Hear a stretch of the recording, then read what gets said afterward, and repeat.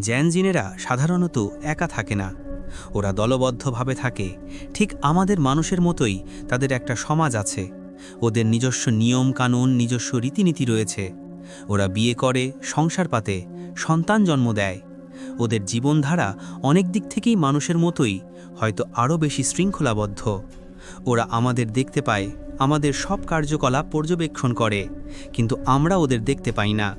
ওরা চাইলে আমাদের সাথে কথা বলতে পারে, ওদের ইচ্ছে হলে আমাদের সাহায্য করতে পারে, কিন্তু যদি কেউ ওদের এলাকায় অপবিত্র কিছু করে, যেমন ধরুন মদ খেয়ে ওদের বাসস্থান অপবিত্র করে বা কোনো নোংরা কাজ করে ওদের বিরক্ত করে, তখন ওরা মারাত্মক রেগে যেতে পারে।